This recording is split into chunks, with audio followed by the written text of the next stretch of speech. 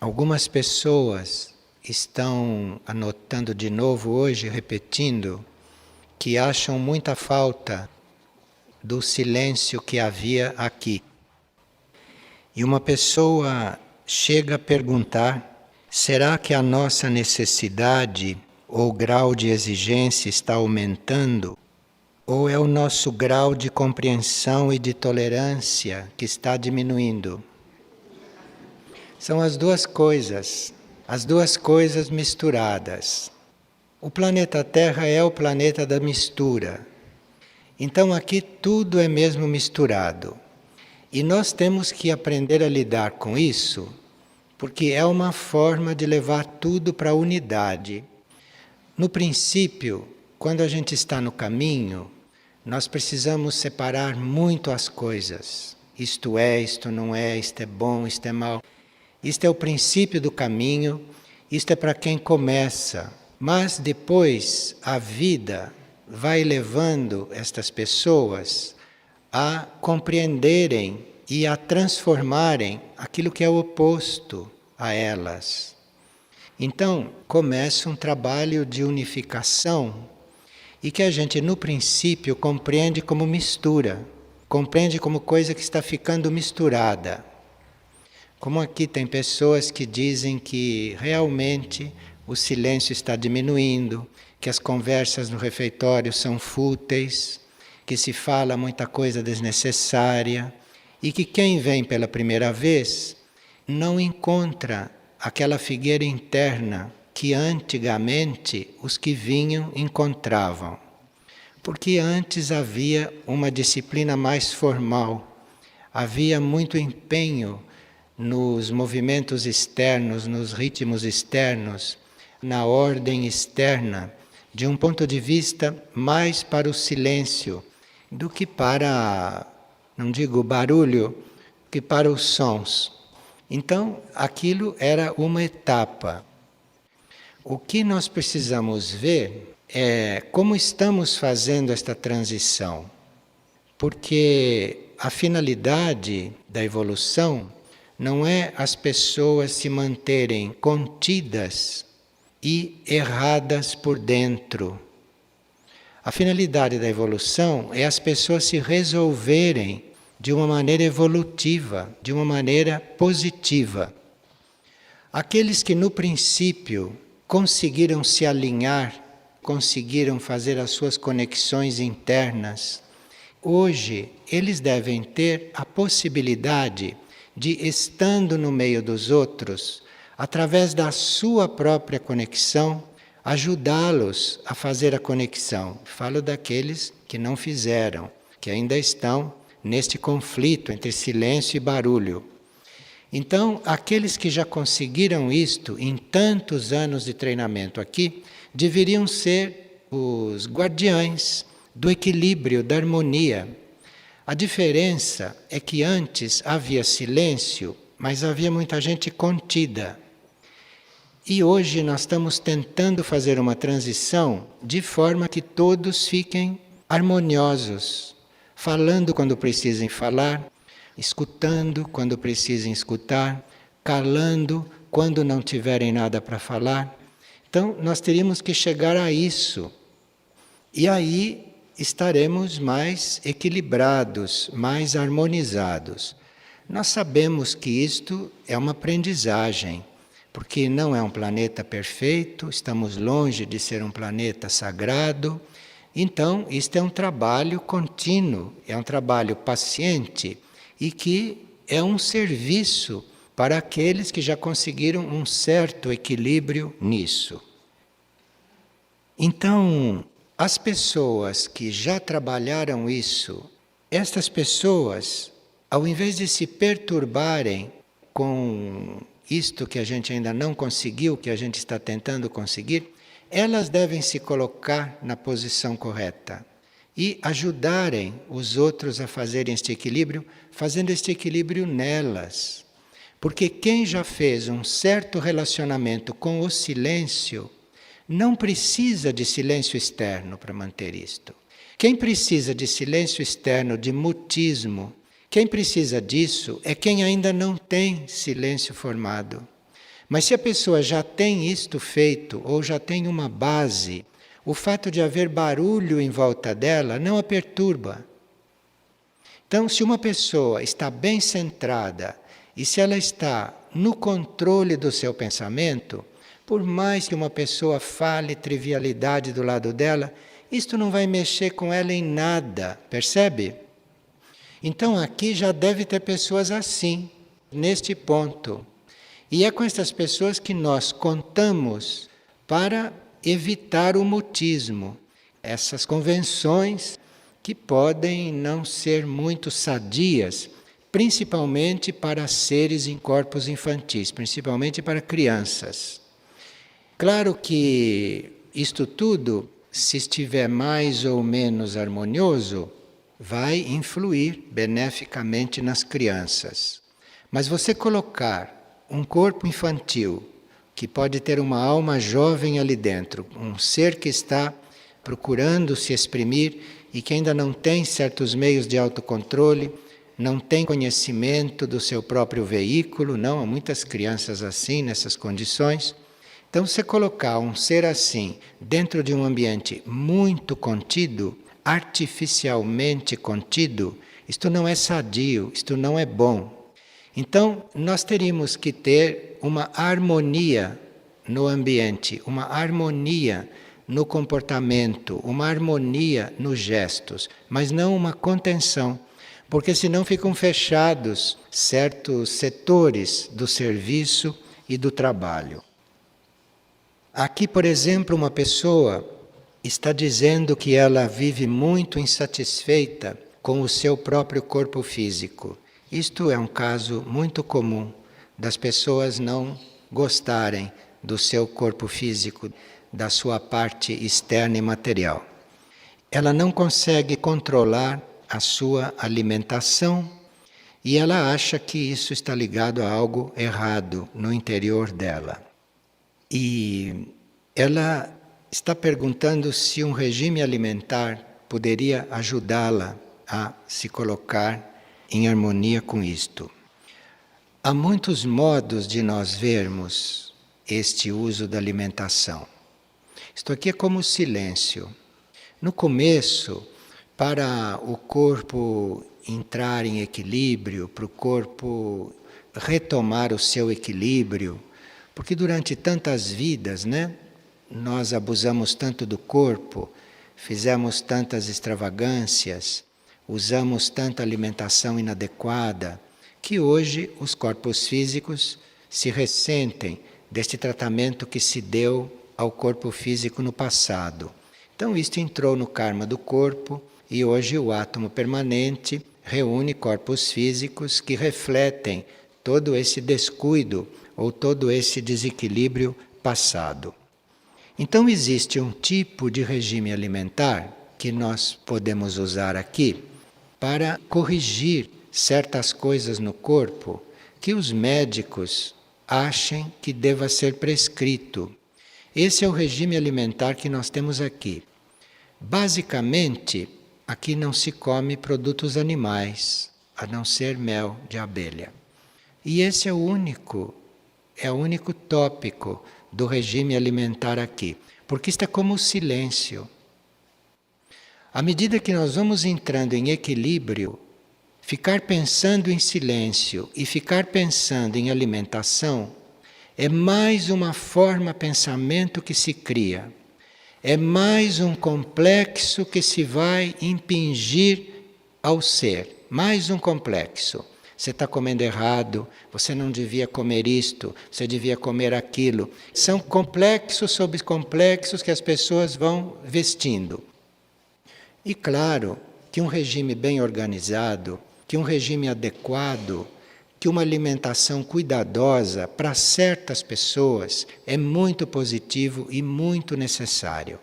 Agora, nós não podemos basear um centro espiritual de cura e de resgate, que não é um centro de alimentação e que não é um centro de silêncio, mas é um centro de resgate e um centro de cura. Nós não podemos basear um centro deste em qualquer tipo de regime, em qualquer método de meditação, em qualquer tipo de leitura. Nós não podemos ter uma coisa fixa aqui, porque aqui subentende-se que a energia está trabalhando com bastante rapidez. Então, aqui as coisas acontecem muito depressa e nós faríamos uma coisa muito inadequada se fixássemos uma coisa aqui. Se disséssemos, olha, aqui se vai fazer isto todo dia. Isto aqui seria contraproducente. Isto não é a natureza deste centro. Então, isto teria que realmente ficar claro. Agora, com respeito à alimentação, então nós passamos por aquele período na nossa evolução no qual nós temos que ter muito cuidado com a alimentação.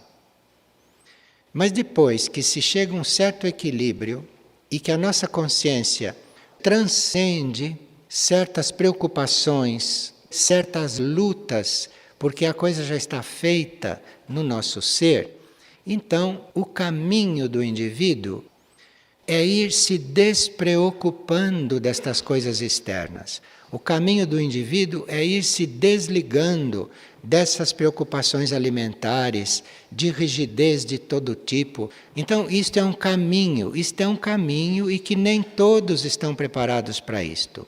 Há pessoas que precisam da rigidez, há pessoas que precisam da fórmula, há pessoas que precisam da coisa estereotipada, repetida todo dia, há pessoas que precisam disto. E nós temos que ter possibilidade de atender estas pessoas.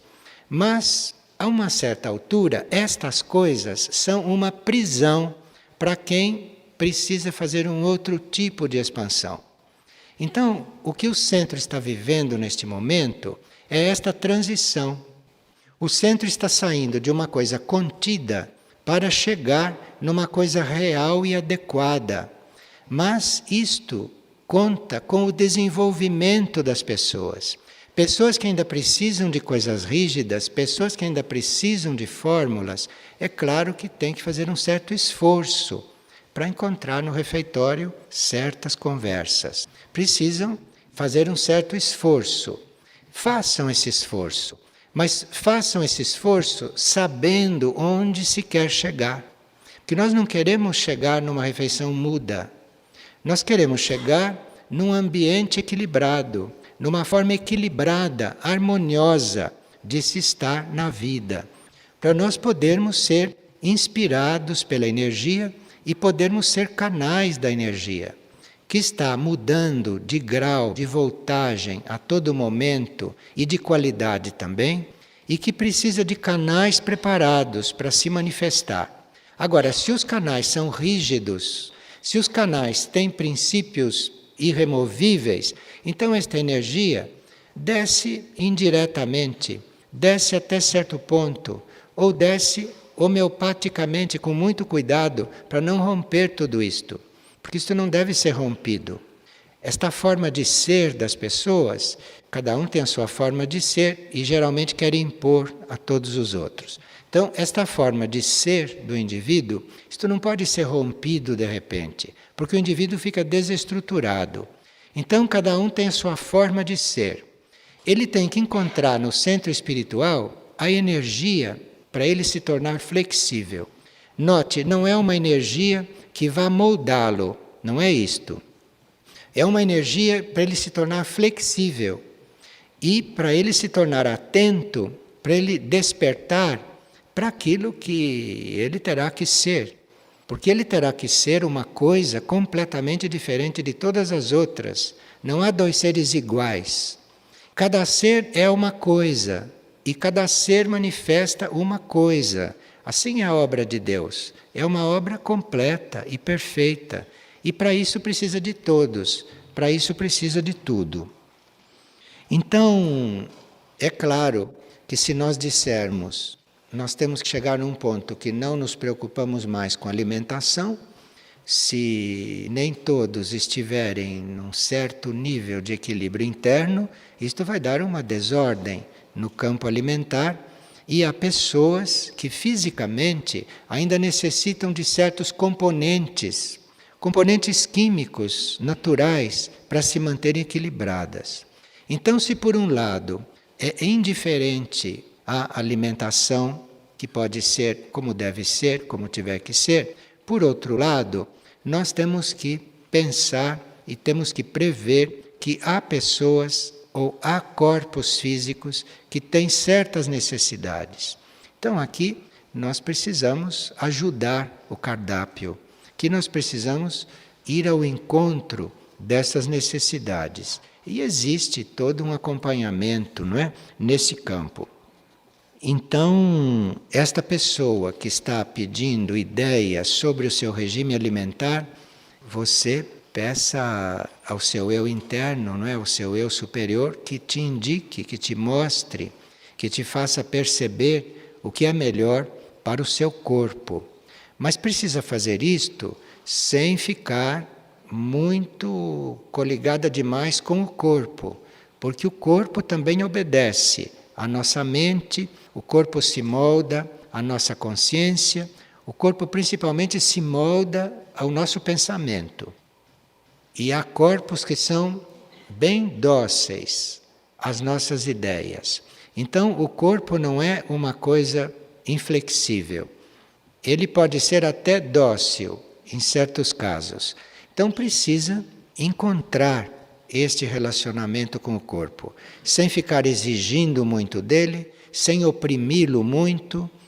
E há pessoas que trabalham muito até para mudar o aspecto do corpo. Há pessoas que colocam sobre o corpo coisas artificiais que não são do corpo, que transformam a naturalidade do corpo, e não para ajudar o corpo a ser o que ele é, para elas aparecerem da forma como não são realmente. Estas coisas influem muito na saúde do corpo. Isto influi muito no ambiente onde a gente está. Então, nós teríamos que ser, ao mesmo tempo, bem flexíveis a qualquer sinal que o corpo vá dando, bem atentos para ver até que ponto nós estamos na situação de ajudá-lo, de curá-lo, de educá-lo, de purificá-lo, divinizá-lo, e até que ponto nós temos que deixá-lo se exprimir, ele ser o que ele tem de ser, porque ele também tem uma consciência, ele tem uma forma de ver as coisas. E a gente, enquanto está no corpo, teria que ter este equilíbrio, teria que manter isto equilibrado. Então a forma de nós termos isso no ar e estarmos nesta energia é a gente não ter uma alimentação rígida. E a gente não está muito preocupado com a alimentação, além daquele tanto, que é servir uma coisa saudável, sadia, e que a pessoa tenha certa escolha. E as pessoas realmente não vêm aqui para comer, elas vêm aqui para outra coisa. Então, uma das funções da alimentação aqui é não irritar as pessoas. Então, claro, que com a agricultura que nós temos e com a consciência que certas pessoas têm aqui dentro, nós poderíamos ter uma alimentação exemplar, de um certo ponto de vista. Acontece que as pessoas não vêm aqui para fazer regime alimentar. As pessoas não vêm aqui para isto. Então, você faz uma alimentação exemplar, como teria que ser feita no entender de alguns, porque no entender de outros não seria mais exemplar. Nós estamos no planeta Terra. Mas digamos que a gente consiga uma média, que a gente consiga uma boa alimentação. Eu não sei se isto é a finalidade aqui. Porque se a gente ficar pensando muito nisso, não pensa no principal, que é a finalidade de você estar aqui, que é o seu processo interior, o seu processo interno. E o processo interno está sempre prejudicado por qualquer tipo de atenção excessiva que você dê a coisas externas. Então, nós temos que manter um certo equilíbrio, não no sentido de relaxar as coisas, mas de dar uma liberdade interior, interna, a cada um fazer o seu caminho, a cada um ter o seu desenvolvimento. Porque nós não somos meia dúzia de pessoas. Nós não somos uma clausura beneditina, onde vivem 25. Sabe, lidar com 25 pessoas enclausuradas é facílimo. Se elas conseguirem ficar enclausuradas em 25, seria facílimo. Acontece que ninguém consegue ficar enclausurado, E 25 é um número para muitos séculos atrás. Hoje aumentou muito a necessidade, aumentou muito o número de pessoas a serem resgatadas. Então, você fazer uma coisa para 25 teria que ser uma coisa de um altíssimo nível evolutivo e que não acontece no plano físico. As coisas de altíssimo nível evolutivo são todas no plano interno. Então, no plano interno, você tem esses grupos de entidades, esses grupos de mônadas, esses grupos de seres que depois vão formando aquela pirâmide de radiação até que se chegue aqui nas bases, até que se chegue aqui na humanidade encarnada. Então nós teríamos que ter um certo cuidado com estas coisas todas, mas teríamos que saber que nós não estamos aqui em função de coisas externas. E que as coisas externas aqui é muito bom e necessário que elas andem em ordem, que elas sejam organizadas, mas elas não são o objetivo de nós estarmos aqui. As coisas externas aqui devem ser organizadas ao ponto de não perturbarem o nosso ritmo interno. O principal é o ritmo interno do trabalho das pessoas, dos seres. Isso é o principal. E as coisas externas não deveriam impedir isto, não deviam perturbar. Aqui tem momentos que a energia agrupa, porque é a energia que envia as pessoas para cá. É a energia que atrai as pessoas para cá. E quando nós observamos o movimento da energia, nós vemos que às vezes a energia reúne pessoas que precisam da mesma coisa. Então, quando a gente nota que há pessoas que precisam de uma certa coisa, nós temos que nos moldar, nós temos que nos adaptar, se é que nós não precisamos mais daquilo, que nós já ficamos liberados daquele ponto evolutivo. Então, aqui precisa um discernimento e precisa muita impessoalidade. Precisa que nós estejamos vendo mais o outro do que a nós mesmos. É claro que para cada um de nós seria muito mais agradável uma outra situação neste momento. Mas nós já devemos ter passado deste ponto, de ver o que é mais agradável para nós, o que é mais importante para nós. Se aquilo corresponde a nós, se aquilo corresponde ao nosso ponto, nós já devíamos ter transcendido isto. Porque estando em serviço, estamos neste planeta em função do que deve ser desenvolvido neste planeta. E se estamos lidando com a humanidade, então temos que ver o que é que esta humanidade precisa e nós nos amoldarmos. E nós irmos ao encontro desta necessidade, sempre dando aquela possibilidade do indivíduo evoluir, do indivíduo ser o que deve ser, mas você não perder, não exatamente o controle, mas você não perder a observação da situação, de forma que não comece a acontecer coisas que escapem à sua observação e que escapem aquilo que você deve imprimir na coisa quando ela passa por você. E aqui uma pessoa diz: quando alguém não consegue ainda aquietar a sua mente, ela estará comprometendo o ambiente da vigília permanente? Como fica o trabalho da vigília quando a pessoa responsável pelo horário não consegue ter este silêncio? Bem, cada um de nós faz a vigília em um grau. Cada um de nós tem um certo grau de autocontrole. Cada um de nós tem um certo grau de silêncio já feito. E cada um de nós já trabalhou, até certo ponto, uma atitude de vigília. E a vigília pode se manter, e o trabalho pode se manter, porque a média é suficiente para manter o trabalho. Mas dessa média fazem parte pessoas que já têm uma relativa quietude, ou pessoas que realmente ficam quietas, e fazem parte também pessoas inquietas, pessoas que não têm controle de mente nem de emoção. Mas a média disto, o número de pessoas que conseguem manter um certo nível de silêncio ali, é suficiente para manter o trabalho, para manter o ambiente. Então, aqueles que têm já esse trabalho feito em si, ajudam a vigília, sustentam a vigília e mantêm a vigília, do ponto de vista da energia. E aqueles que não têm isto ainda num certo ponto, são ajudados a ter pelo ambiente da vigília. São ajudados por estarem ali. Então, não é que quem seja inquieto não deva ir ali porque prejudica o trabalho. Não, não é isto. Quem é inquieto vai ali para se aquietar. O que nós precisamos ver é se há um número suficiente de seres que mantenham aquilo nessas condições, que mantenham o nível de qualidade. Isto é que nós temos que ver. Então, para nós, não é importante que haja lá dentro pessoas inquietas, ou o que estará acontecendo com elas.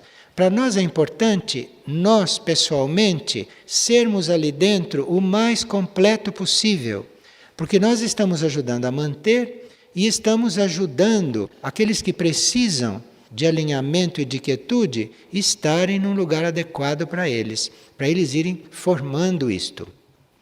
Então, tudo que se faz aqui não é só para pessoas que estão exatamente naquele ponto daquilo que nós estamos fazendo. Não, tudo que se faz aqui é para atender pessoas que querem chegar naquilo, pessoas que buscam aquilo.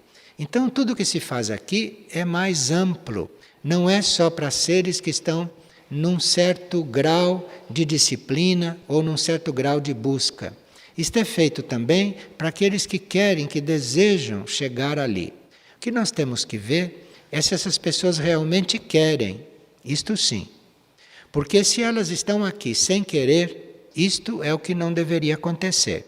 Porque aí ou estão ocupando o lugar energético de outros, ou estão aqui inutilmente desgastando a energia do ambiente. O importante não é o grau em que a pessoa está na sua realização interna. O importante é a intenção dela, o importante é a busca que ela tem. É se ela está sendo sincera na busca. Todo o resto é resolvido na energia, é resolvido no conjunto. Então há certas pessoas que quando estão se preparando no caminho, ficam muito inquietas com detalhes, ficam muito inquietas com coisas que no conjunto se dissolvem, perdem importância. Mas as pessoas perdem um tempo enorme com essas coisas. E depois, quando nós vamos avançando no caminho, nós vamos vendo cada vez mais o conjunto. Então não é importante que haja 10, que haja 15 pessoas desatentas, inquietas, isso não é importante. O importante é o conjunto. É se o conjunto está absorvendo isto, se o conjunto está conseguindo trabalhar isto, se o conjunto está adequado, se o conjunto permite que aconteçam coisas de outro nível, mas que estão encaminhadas ou que estão se encaminhando, ou coisas que estão se construindo na direção em que o indivíduo, em que a pessoa escolheu. Então é muito importante nos trabalhos deste tipo a intenção das pessoas, a busca das pessoas, o grau de decisão que as pessoas têm de se transformar. Isto é que é o mais importante. Porque a situação de cada um, isto é resolvida no conjunto. E nós precisamos cuidar é do conjunto. Porque é do conjunto que vai depender esses pequenos detalhes, em se tratando de uma humanidade una, de um conjunto de planetas que está se desenvolvendo em um mesmo sistema. E aqui uma pessoa faz uma pergunta tipicamente mental. A vontade de transcender e de passar para outros níveis de consciência não é um desejo do ego? Claro, quem deseja é o ego. Então quem quer evoluir é o ego. Claro que é o ego. Tudo aquilo que nós queremos fazer é o ego. Porque basta dizer nós queremos, quer dizer o ego que está querendo. O que o ego precisa aprender é querer coisas positivas, querer coisas evolutivas. Então, se alguém está querendo transcender um ponto, a nós não importa se a alma dele que está levando a transcender este ponto ou se é o ego que está querendo transcender. Se é o ego, é sinal que já é um ego educado, já é um ego relativamente evoluído. Que mal tem então que seja o ego? O ego também se educa, o ego evolui. Então é o ego que está querendo, ou o ego que não está querendo. Mas aquela pessoa ainda tem o ego nestas condições. Então, se é o ego que está querendo que ela transcenda certos pontos, é um bom ego este. E ela terá que fazer um caminho com este ego. Este ego terá ainda outros desenvolvimentos para fazer, até que ele comece a ser absorvido. Então aí a vontade é outra, que esta criatura vai exprimir. E aqui vejo uma pessoa que está com dificuldade para fazer certas transições. Ela diz que quando vinha antes aqui, lhe era pedido que ela fizesse certas tarefas. E que agora ela é colocada na tarefa e como responsável pela tarefa. Então, ela antes era consultada e se pedia que ela estivesse numa tarefa. Agora, não só se está dando a tarefa para ela, como se está colocando como responsável. Olha, ou você evoluiu muito e já pode ser responsável por alguma tarefa, ou você está evoluindo lentamente demais e precisa de um impulso, precisa de um estímulo e precisa que alguém aumente a carga que você tem para resolver. É uma das duas coisas. Agora, se não estiver bem para você, você diga que você gostaria de voltar ao sistema antigo. No conjunto, acredito que se for um ou outro, isto pode ser absorvido. Se fossem todos, nós estaríamos numa anarquia. Mas no conjunto, isto pode ser absorvido. Algumas pessoas estão enviando várias experiências e manifestações que elas têm tido. E algumas são bastante interessantes, como aqui, por exemplo, percebi o meu corpo sendo perfurado por pedaços de uma coisa como se fosse fio, muito fininho e com vida, movimento, sendo que uma parte ficava do lado de fora flutuando e se movimentando. Eu tentava puxar aqueles fios, retirá-los do corpo com a mão, mas eles não se soltaram e estavam como que presos no corpo. Veja, aquilo que acontece nos planos sutis com os nossos corpos, os tratamentos pelos quais nós passamos, tratamentos de energização, tratamentos transformativos nos planos sutis, nos planos internos, isto pode se refletir no plano etérico e no plano astral, e nós termos então uma impressão ou um sinal físico do que está acontecendo. Então não é que o tratamento no plano sutil, no plano interno, seja isto que está descrito aqui. Isto que está descrito aqui é o reflexo no plano etérico físico do tratamento. Então, para no etérico físico a imagem poder expressar que no corpo daquela pessoa estão sendo coligados raios de energia, que ela está sendo energizada pelos processos que existem nos planos sutis, nos planos internos, a forma de indicar isto é mostrar para a pessoa que tem vários fios fininhos enterrados no corpo dela. Isto é a forma que o plano etérico físico, que é um plano formal, tem para expressar o que está acontecendo em um plano mais interno. Está claro? Então, nem todas as pessoas podem ter a percepção interna do tratamento pelo qual estão passando. Mas, se elas tiverem este reflexo, por esta visão, elas podem perceber a linha de tratamento que está acontecendo com elas. E a maioria dos tratamentos aqui são todos no plano interno. O que se faz aqui no plano externo é a mínima parte, é o mínimo indispensável para certos corpos físicos se manterem ordenados ou em vida. Mas a maior parte dos tratamentos são todos nos planos internos. E a maioria que é tratada nos planos internos nem sempre necessita ser tratada no plano físico. Mas algum tratamento interno, algum processo interno no campo da cura e do resgate do indivíduo está sempre acontecendo. Isto tudo é num plano inconsciente, num plano muito interno. Mas às vezes para a instrução da pessoa, para a compreensão da pessoa e para que ela colabore com o tratamento no plano interno, às vezes lhe é mostrado o que está se passando, para ela colaborar com isto. Então, alguém pode estar precisando saber que nos planos internos ela está sendo tratada, ela está sendo energizada. Então ela pode ver qualquer coisa nesse sentido, porque assim talvez ela vai colaborar um pouco mais na linha daquele tratamento.